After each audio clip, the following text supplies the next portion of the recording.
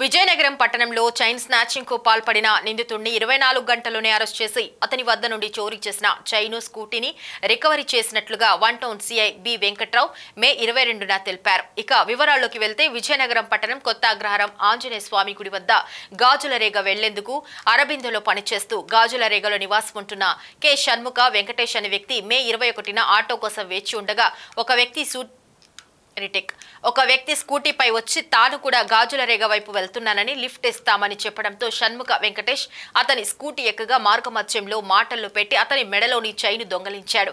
ఈ విషయాన్ని తర్వాత గుర్తించిన Shanmukha Venkatesh one town PS లో ఫిర్యాదు చేయగా పోలీసులు కేసు నమోదు చేసి దర్యాప్తు చేపట్టారు. ఈ కొత్త అగ్రహారం ఆంజనేయ స్వామి గుడి దగ్గర నిలబడి ఆటో లేదా అటువైపు ఏదైనా వెళ్తే దాన్ని ఎక్కి ఆయన ఇంటికి గాజులరేగ వెళ్దామని చెప్పి వెయిట్ చేస్తుండగా ఒక రెడ్ కలర్ టీషర్ట్ వేసుకొని ఆ బండి స్కూటీ మీద ఒక అబ్బాయి వచ్చి ఆపి రండి అటే వెళ్తున్నానని చెప్పి అన్నాడు. ఈలోపు మాటల్లో పెట్టి ఇటు అటు చూసి ఎవరు లేని టైంలో ఈ ఎవరైతే ఇప్పుడు మనకు ఫిర్యాదు చేశాడో కె షణ్ముఖ వెంకటేష్ ఇతని మెడలో ఉన్నటువంటి చైన్ సుమారు 30 ఉంటుంది, చైన్ తెంపుకొని పోయాడు. సో వెంటనే మనకి అతను ఇన్ఫామ్ చేయడం జరిగింది. పోలీస్ స్టేషన్కి వచ్చాక అతను ఇచ్చిన ఫిర్యాదుని తీసుకొని మా క్రైమ్ ఎస్ఐ గారు తారకేశ్వరరావు కేసు రిజిస్టర్ చేసి ఆయన టీం అచ్చిరాజు, శ్రీనివాసు, గౌరీశంకరు, శంకరు, శివ వీళ్ళందరూ కలిసి ఇమ్మీడియట్గా ఈ బండిని ట్రేస్ చేసి ఆ ముద్దాయిని పట్టుకునే క్రమంలో ఈరోజు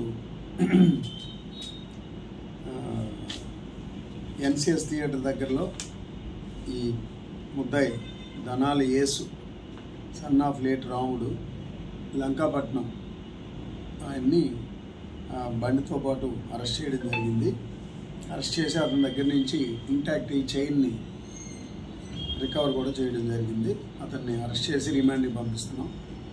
సో దయచేసి ఎవరైనా ఎర్లీ మార్నింగ్ కానీ అర్ధరాత్రి దాటిన తర్వాత కానీ ఎవరైనా బళ్ళు మీద లిఫ్ట్ ఇస్తామన్నా ఏదన్నా అలాంటప్పుడు కొంచెం ఎందుకైనా మంచిది బండి నెంబరు, ఒకవేళ ఆటో అయితే ఆటో నెంబరు రికార్డ్ చేసుకుంటే మనకి చాలా వరకు ఉపయోగపడుతుంది.